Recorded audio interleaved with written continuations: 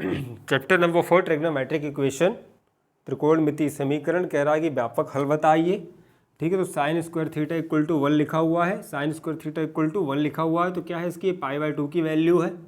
ठीक, इसकी वैल्यू है, तो साइन स्क्वायर थीटा को 1 को आप कैसे लिख सकते हो, प्लस माइनस साइन π/2 का होल स्क्वायर लिख सकते हैं। ठीक है, इसको कैसे लिख सकते हैं, 1 को प्लस माइनस साइन π/2 का होल स्क्वायर लिख सकते हैं, क्योंकि आपको देखो यहाँ पे साइन स्क्वायर थीटा इक्वल, इसको ऐसे भी लिख सकते हैं कि साइन थीटा का होल स्क्वायर। दोनों क्या है, एक ही बातें, दोनों एक ही बातें हैं। ठीक है, तो यहाँ से आपको क्या मिल गया, sine square theta equal to sine square alpha. ठीक है, क्या मिल गया, sine square theta equal to sine square alpha.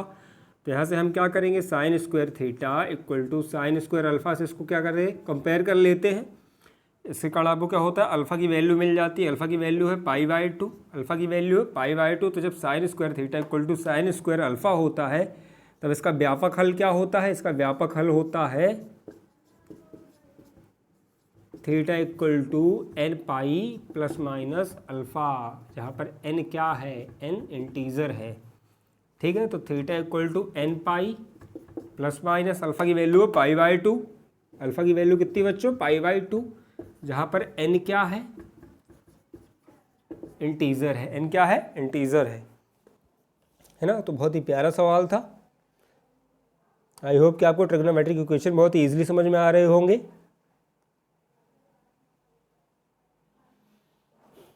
अब आते हैं इसके बी वाले पर, cos square is equal to 1/4, cos square is equal to 1/4।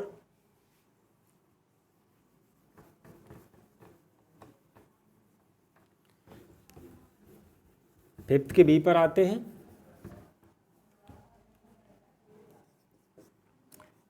यहाँ पे लिखा है cos square theta equal to 1/4, cos square theta is equal to 1/4। तो आप 1/4 कैसे लिख सकते हो, cos square theta equal to 1/2 का होल स्क्वायर। तो देखो 1/2 किसकी वैल्यू होती है, 60 डिग्री की वैल्यू होती है, कॉस π/3 की, कॉस π/3 की। ठीक है, तो cos square theta equal to cos π/3 का होल स्क्वायर। एक ही बात है देखो, क्योंकि आप इसको आगे जाके कैसे लिख सकते हो, इसको इस प्रकार भी लिख सकते हैं कि cos square theta equal to cos square π/3, cos square theta equal to cos square cos square theta equal to cos square π/3। ठीक है, यहाँ पे जब cos square theta equal to cos square alpha होता है, इससे कंपेयर कर लेंगे, cos square theta equal to cos square alpha. तो आपको अल्फा की वैल्यू क्या मिल जाएगी, π/3। अल्फा की वैल्यू क्या मिल जाती है बच्चों, अल्फा की वैल्यू मिल जाती है π/3। तो इसके लिए व्यापक हल क्या होते हैं, जब cos square theta equal to cos square alpha होता है, तो इसके लिए व्यापक हल क्या होता है, theta equal to n pi plus minus alpha, जहाँ पर n क्या है, इंटीजर है। ठीक है, n इंटीजर है। ठीक, तो theta equal to n pi plus minus alpha की वैल्यू π/3 पुट कर दो, जहाँ पर n क्या है, इंटीजर है, जो वेरी करता रहता है या बदलता रहता है, n की वैल्यू बदलती रहती है। अब आते हैं क्वेश्चन नंबर 6 पर।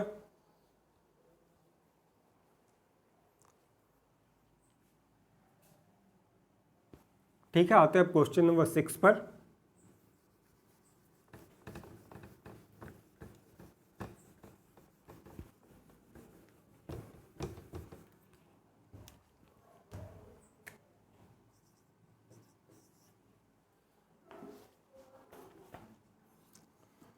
क्वेश्चन नंबर 6 कह रहा है कि tan square theta equal to 3 tan square theta,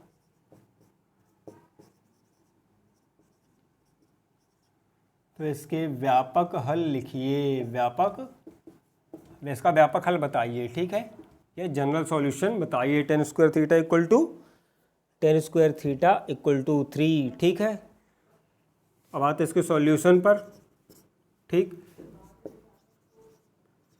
तो tan square theta equal to, अब देखो √3 को आप किस फॉर्मेट में लिख सकते हो कि स्क्वायर के स्क्वायर में आ जाए, √3 का स्क्वायर लिख सकते हैं। ठीक है, √3 का स्क्वायर लिख सकते हैं, और √3 किसकी वैल्यू होती है, 10 में √3 किसकी वैल्यू होती है, √3 वैल्यू होती है π/3 की, ठीक है, π/3 की वैल्यू होती है। तो tan square theta equal to 10π/3 का whole square, tan square theta equal to 10π/3 का होल स्क्वायर।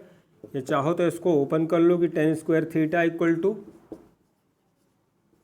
10 स्क्वायर π/3। ठीक है, तो आपको यहाँ से क्या करना है कि tan square theta equal to 10 square alpha से कंपेयर कर लेना है। 10 square theta equal to 10 square alpha से क्या करना है, कंपेयर कर लेना है। देखो लेफ्ट हैंड साइड इक्वल है तो इसके राइट हैंड साइड भी RHS भी क्या होने चाहिए, इक्वल होने चाहिए।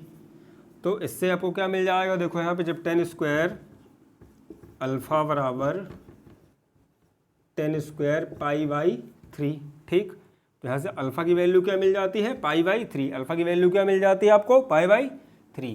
तो इसके लिए जनरल सॉल्यूशन क्या होता है, जब 10 square theta equal to 10 square alpha होता है तो इसके लिए व्यापक हल होता है। व्यापक हल आपको क्या मिल जाएगा, व्यापक हल होता है theta equal to nπ plus minus alpha, जहाँ पर n क्या है बच्चों, इंटीजर है। ठीक है, n इंटीजर है या पूर्णांक है। ठीक, तो यहाँ पे अल्फा की वैल्यू कितनी है, सॉरी अल्फा की वैल्यू π/3 है। अल्फा की वैल्यू आपको यहाँ पे लिखनी पड़ेगी, अल्फा की वैल्यू क्या है, π/3 है। ठीक है, 60 डिग्री की वैल्यू होती है √3। nπ प्लस माइनस π/3, ये आपका आंसर हो जाएगा। nπ plus minus π/3, nπ plus minus π/3। ठीक है, जहाँ पर n क्या है, इंटीजर है या कोई पूर्णांक है। अब इसके आते बी वाले पे, थर्ड का बी, क्वेश्चन नंबर थर्ड का B.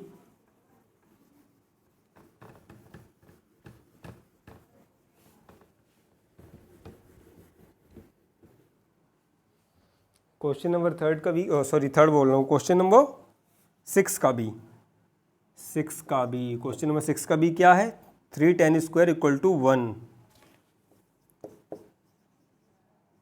3 10 square theta equal to 1, क्या कह रहा है कि 3 10 square theta is equal to 1।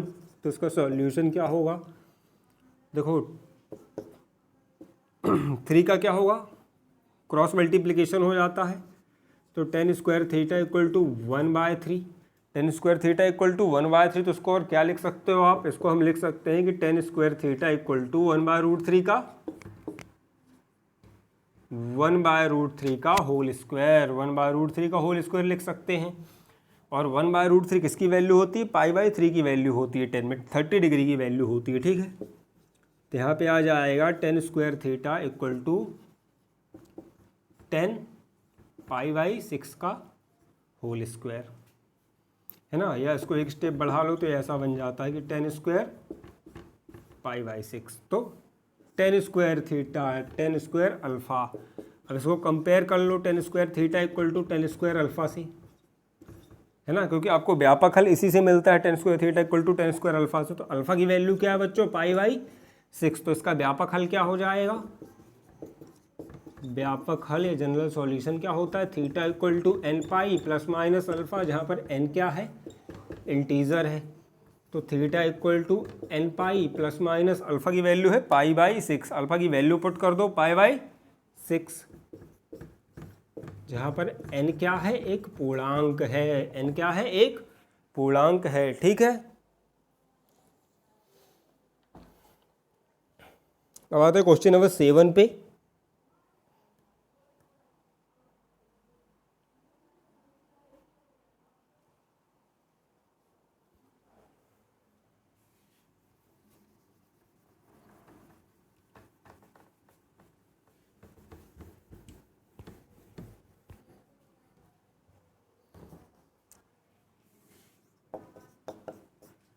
Question number 7 का ए कह रहा है, क्या कह रहा है कि 4 sin square theta, 4 sin square theta equal to 3, 4 sin square theta equal to 3। ठीक है,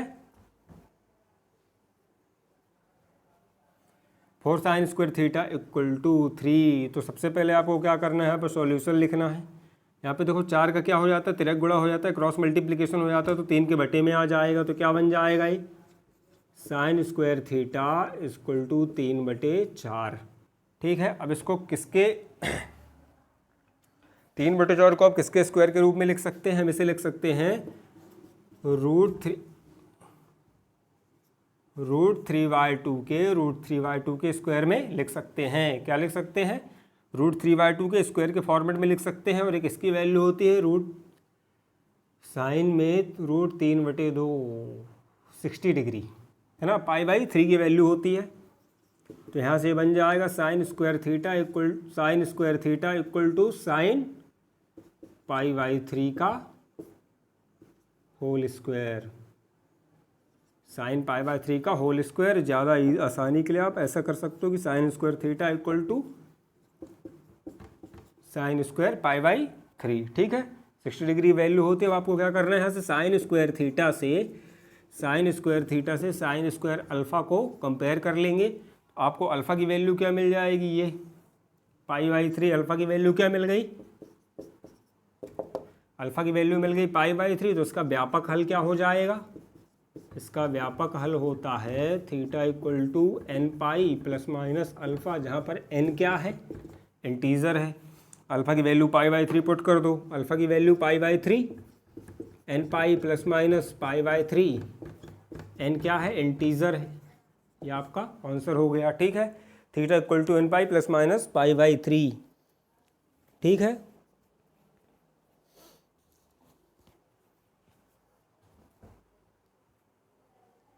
अब आते हैं 7th के बी पर।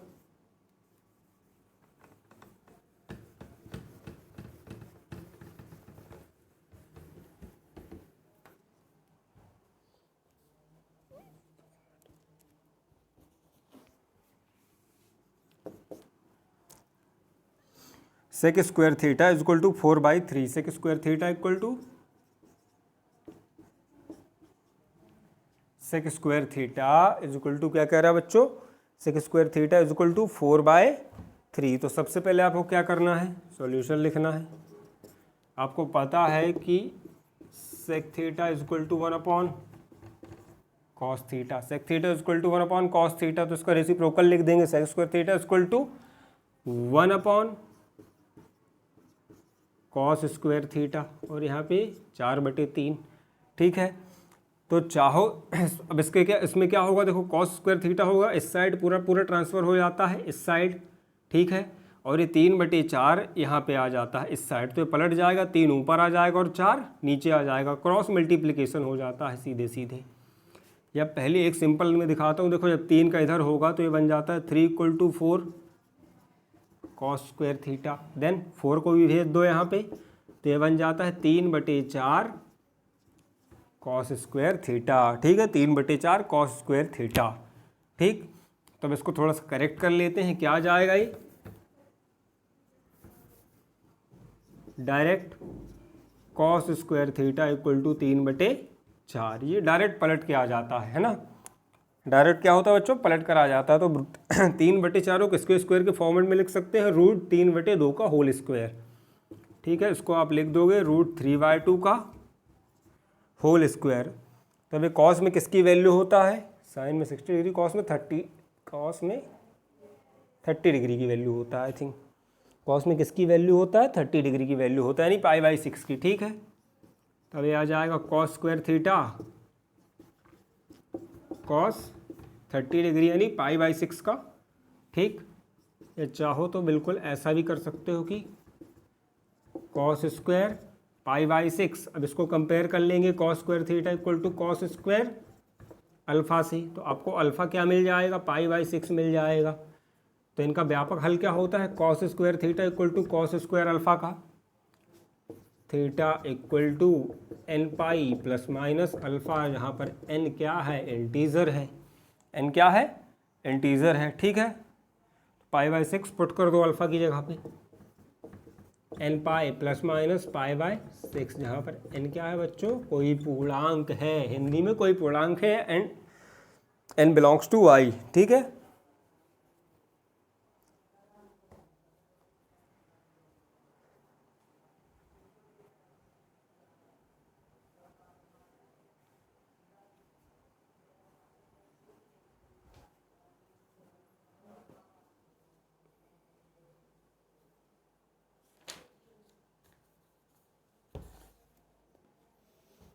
अब आते हैं बच्चों क्वेश्चन नंबर 8 पर। आई होप कि आपको ट्रिग्नोमेट्रिक इक्वेशन बहुत ही इजीली समझ में आ रहा होगा। त्रिकोणमितीय समीकरण बहुत ही आराम से समझ में आ रहा होगा। देखो त्रिकोणमितीय समीकरण में या ट्रिग्नोमेट्रिक इक्वेशन में कुछ भी खास नहीं है, बस आपको क्या होने चाहिए, फॉर्मूले याद होने चाहिए कि किसका व्यापक हल क्या होता है। आपको फॉर्मूले याद है तो बहुत ईजी है, पूरी की पूरी एक्सरसाइज फार्मूला बेस्ड है, पूरा चैप्टर फार्मूला बेस्ड है। ठीक है, 8 के ए पर आते हैं। Cot square theta equal to 3, क्या कह रहा है कि cot square theta equal to 3।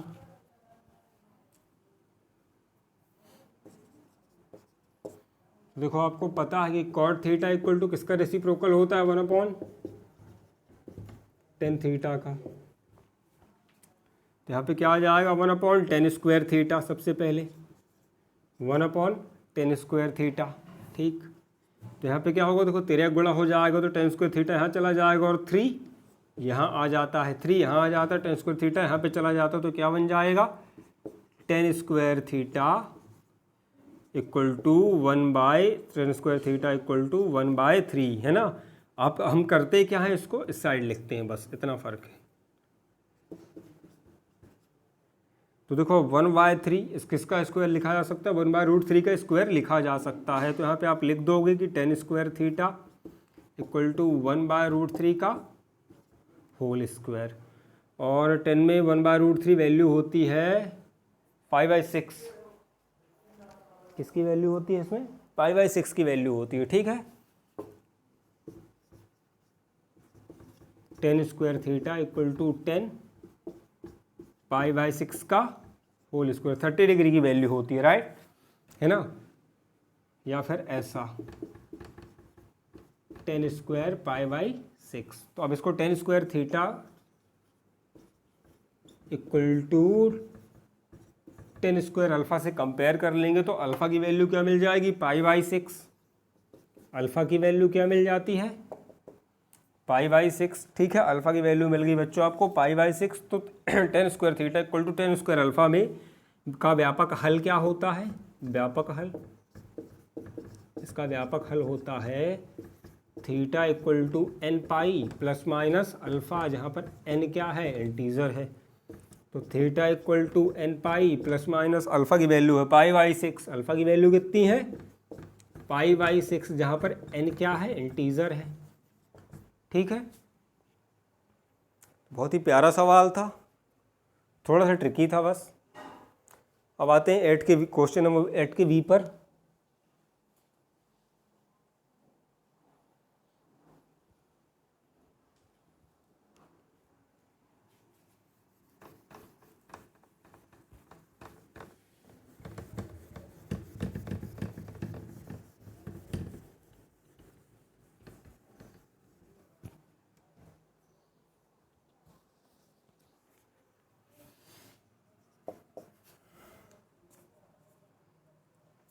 यहाँ पे लिखा हुआ है cosec square theta equal to 4/3।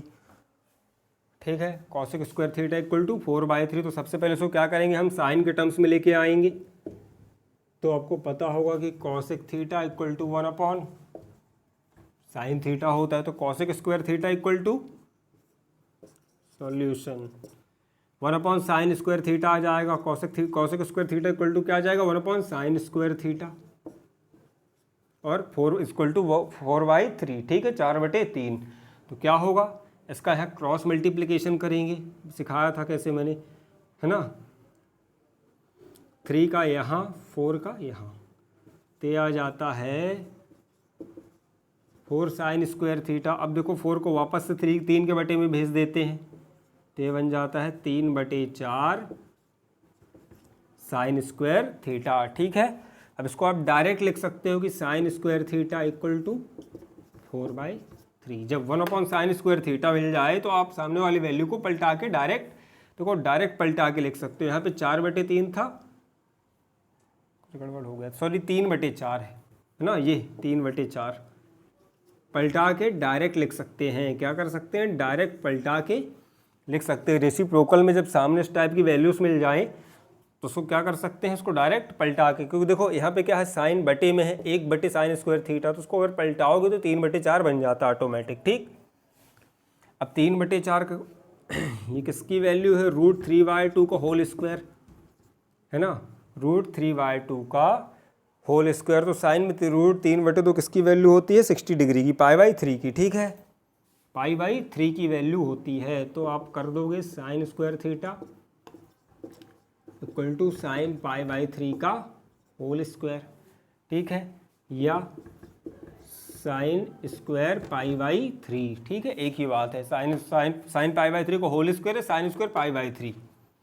ठीक, इसको आप अब sin² equal to sin² alpha कर लो, तो अल्फ़ा इक्वल टू π/3 मिल जाएगा। तो आपको पता है कि जब sin² equal to sin² alpha का व्यापक हल क्या होता है, इसका व्यापक हल होता है theta equal to n² plus minus alpha, जहाँ पर n क्या है, इंटीजर है।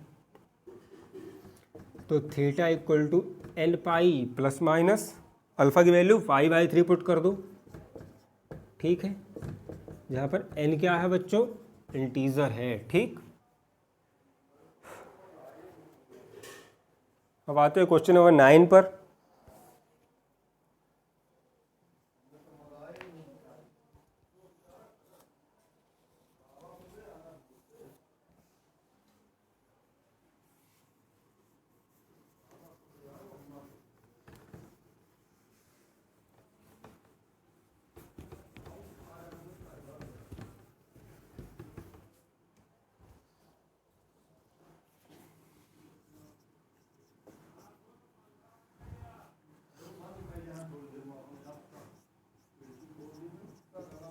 टू cos² छोटा bracket minus sin² equal to 1। ठीक है,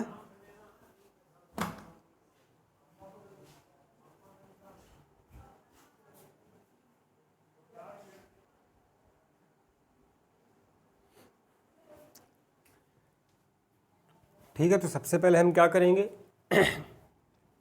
इसे सॉल्व करते हैं। तो आपको पता है किसकी वैल्यू, सीधे सीधे cos2θ का फॉर्मूला है।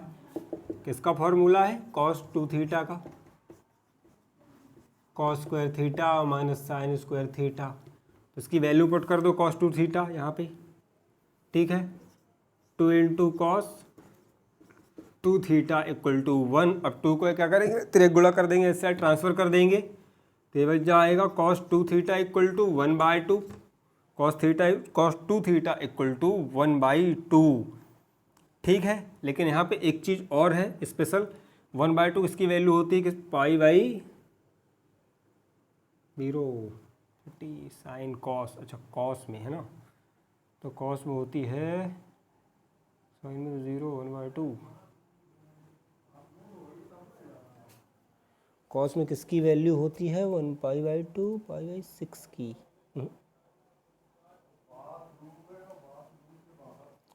π/3 60 डिग्री की वैल्यू होती है। किसकी वैल्यू होती है, ये 60 डिग्री की वैल्यू होती है ना, π/6 की। कॉस π/6 की वैल्यू होती है 30 डिग्री की, सॉरी नहीं π/3 है ना। किसकी वैल्यू होती है, मिनट चेक कर लेता हूँ यार मैं।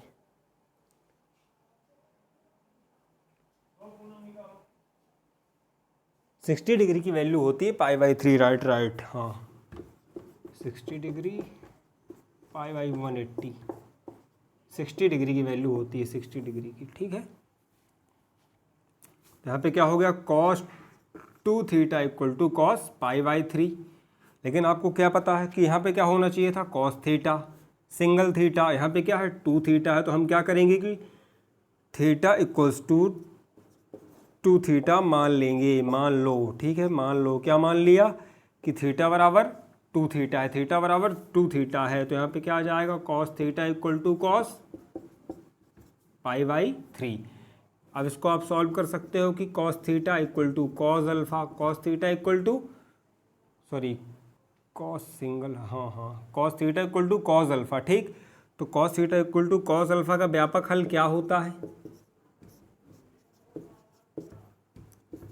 Theta equal to 2n pi plus minus alpha where's n integer, n belongs to i। यहाँ पे n क्या है, एक इंटीजर है। Theta equal to 2n pi,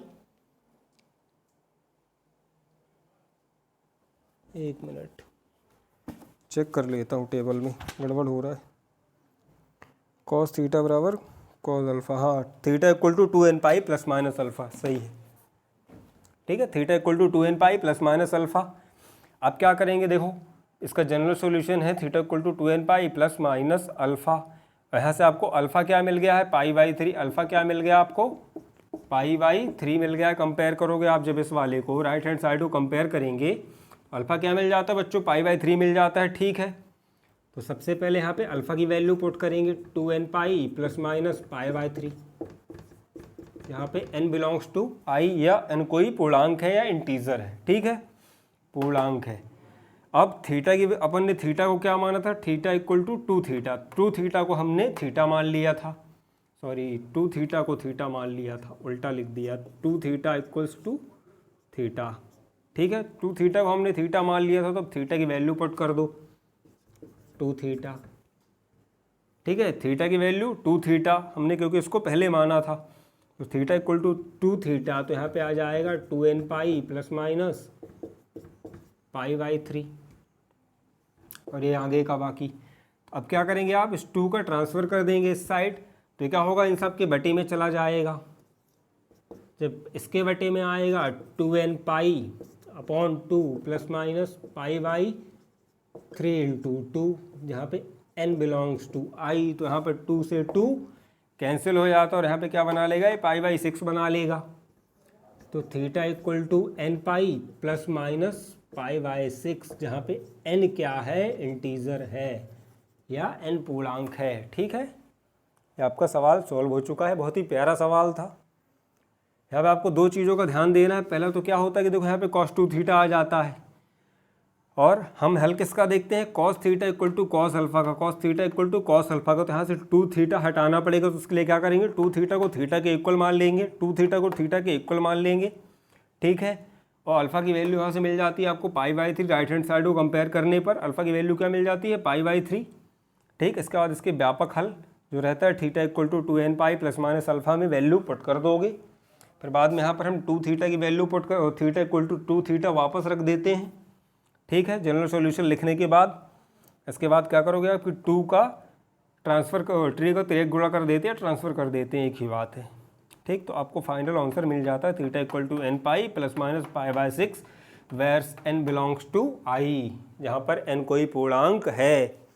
n क्या है बच्चों, कोई पूर्णांक है। ठीक है,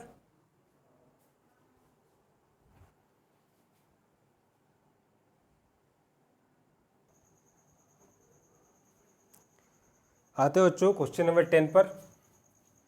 आई होप कि आपको ट्रिग्नोमेट्रिक इक्वेशन, त्रिकोणमितीय समीकरण बहुत ही अच्छे समझ में आ रहा होगा। ठीक है,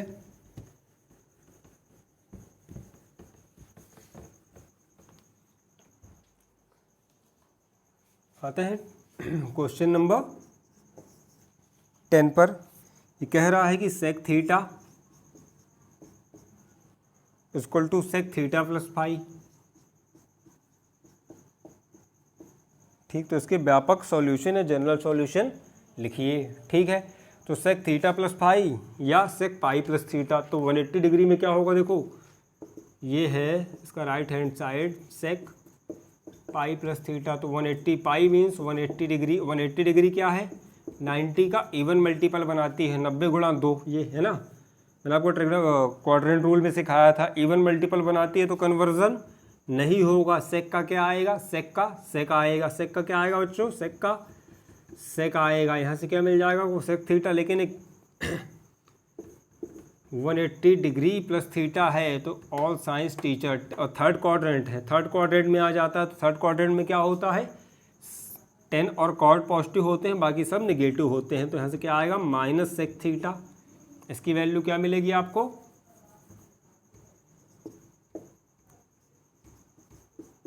माइनस सेक थीटा। ठीक है, इस साइड आ जाएगा तो क्या बन जाता है, 2 sec theta equal to 0, 2 sec theta equal to 0। और 2 का ट्रांसफ़र भी कर दोगे तो भी वो 0 आएगा। ठीक है। तो 2 sec थीटा इक्वल टू 0 है ना।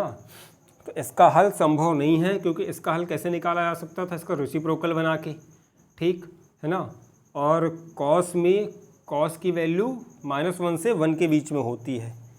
इस समीकरण का हल संभव नहीं है, असंभव है, क्योंकि कॉस थीटा की वैल्यू -1 से 1 के बीच में आती है। क्योंकि कॉस थीटा की वैल्यू -1 से 1 के बीच में आती है, तो हल संभव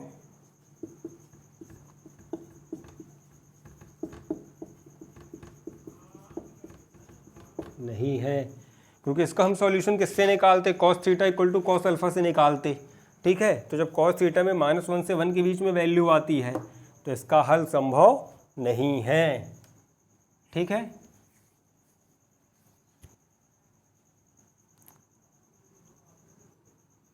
क्योंकि कुछ इस प्रकार से हो जाएगा, देखो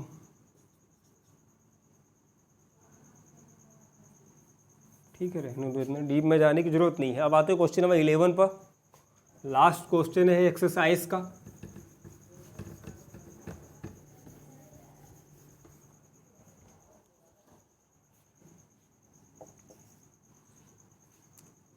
कह रहा है कि sine theta equal to sine alpha है, तो सिद्ध कीजिए। क्या सिद्ध करने के लिए कह रहा है कि सिद्ध कीजिए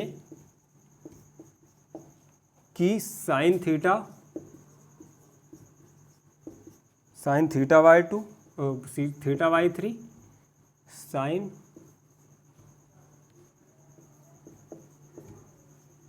n pi by 3 minus alpha by 3, ठीक है।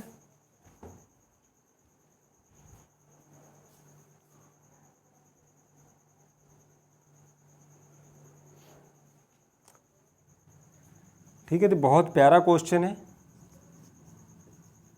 आपको पता है कि sine theta equal to sine alpha का व्यापक हल क्या होता है। इसका व्यापक हल कौन सा व्यंजक होता है, इसका व्यापक हल क्या होता है, theta equal to n pi plus minus 1 to the power 1, ठीक है, into alpha. Theta equal to n pi plus minus 1 to the power n into alpha, जहाँ पे n क्या है बच्चों, इंटीजर है या पूर्णांक है। z लिख लो, i लिख लो, एक ही बात है, ठीक। तो आपको क्या करना है नेक्स्ट स्टेप में, इस पूरे व्यंजक को, ये जो व्यापक हल दिया हुआ इसको 3 से डिवाइड कर लेंगे दोनों साइड, थीटा बाई 3, और इसको पूरे को भी डिवाइड कर लो तो आ जाएगा n pi by 3 plus minus 1 to the power n alpha by 3। अब दोनों बच्चों को साइन ले लो, ठीक है। तो ये बन जाएगा साइन थीटा बाई 3, यहाँ जाएगा sine n pi by 3 plus minus 1 to the power n alpha by 3। n क्या है, पूर्णांक है, n पूर्णांकों का समुच्चय है या पूर्णांक है, ठीक। तो ये आपका सॉल्व हो चुका है, प्रूव हो गया, सॉरी आंसर नहीं आएगा, हैंस प्रूव्ड, ठीक है। तो ट्रिग्नोमेट्रिक इक्वेशन की एक्सरसाइज है आपका फिनिश हो गया। आई होप कि आपको त्रिकोणमितीय समीकरण ट्रिग्नोमेट्रिक इक्वेशन बहुत ही ईजिली समझ में आई होगी।